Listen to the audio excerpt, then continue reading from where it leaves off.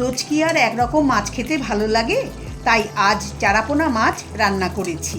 চারাপোনা মাছের তেল ঝাল খেতে অসাধারণ হয়, আর এটা একটু ঝালঝাল হয়। গরম গরম ভাতের সাথে কিন্তু এটা দারুণ লাগে।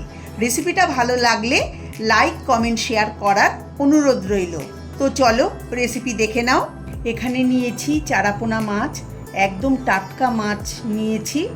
মাছে দেব অল্প লবণ, হলুদ গুঁড়ো দেব 1 চা চামচ, আর সামান্য লঙ্কার গুঁড়ো। তারপর ভালো করে লবণ, হলুদ আর লঙ্কার গুঁড়ো মাখিয়ে নেব মাছের গায়ে। এই চারাপোনা মাছ খুবই সুস্বাদু মাছ। বর্ষাকালে এই মাছ বেশি পাওয়া যায়, টাটকা আর খেতে খুবই সুস্বাদু হয়।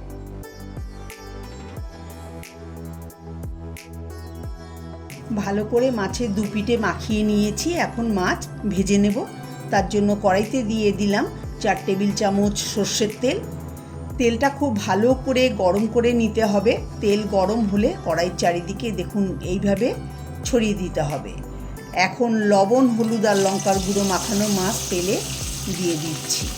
ফ্লেম মিডিয়ামে করে মাছগুলোকে ভালো করে ভেজে নেব। আমি দুটো দুটো করে মাছ ভেজে নিচ্ছি। একসঙ্গে বেশি মাছ ভাজলে একটা মাছের গায়ে আরেকটা মাছ লেগে যাবে, তখন উল্টাতে অসুবিধা হবে, উল্টাতে গেলে ভেঙে যেতে পারে। এক পিঠ ভাজা হয়ে গেছে, অপর পিঠ উল্টে দিয়ে ভেজে নেব।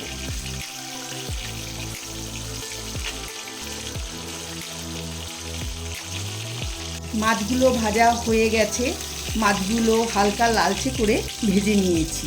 এখন তুলে নেব।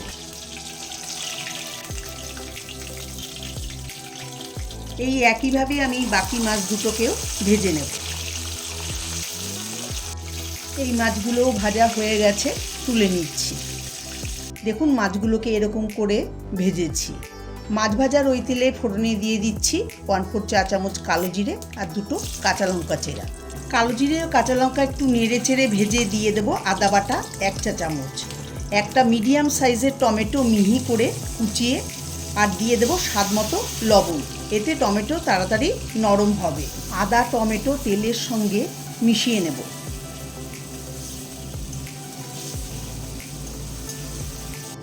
মেশানো হলে ঢাকা দিয়ে লো ফ্লেমে 2 মিনিট টমেটো কষিয়ে নেব। 2 মিনিট পরে ফিরে এলাম, একটু নেড়ে চেড়ে নেব। টমেটো অনেকটাই সফট হয়ে গেছে, আদার কাঁচা গন্ধও চলে গেছে। একটু নেড়ে চেড়ে নিচ্ছি। এরপর দেবো ছোটো চামচের 1 চামচ জিরের গুঁড়ো, 1 চামচ কাশ্মীরি লঙ্কার গুঁড়ো, 1 চামচ হলুদ গুঁড়ো। টমেটো মশলা একসঙ্গে মিশিয়ে নেব। অল্প জল দিয়ে 2-3 মিনিট লো ফ্লেমে মশলা কষিয়ে নেব। যখন মশলাটা কষে তেল ছাড়বে তখন গ্রেভির জন্য 1 কাপ জল দিয়ে ফুটিয়ে নেব। জল এমন দিতে হবে যাতে মাছ জলে ডুবে যায়। এতে খুব বেশি ঝোল হবে না, আবার খুব ঘনও হবে না, এতে অল্প গ্রেভি থাকবে। ফুটে উঠলে ভেজে রাখা মাছ এক এক করে দিয়ে দেব।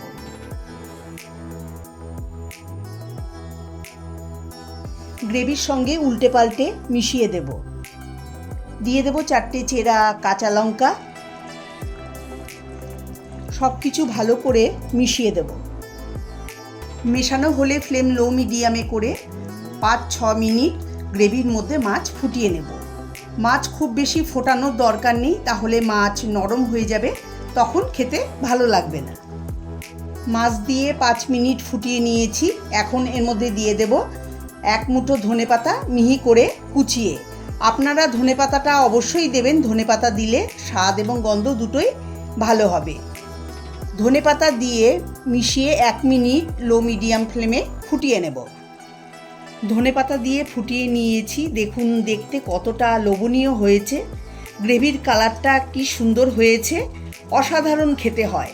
গরম গরম ভাত আর তার সঙ্গে যদি থাকে মাছের এই রেসিপি, সবাই চেটে পুটে খেয়ে নেবে।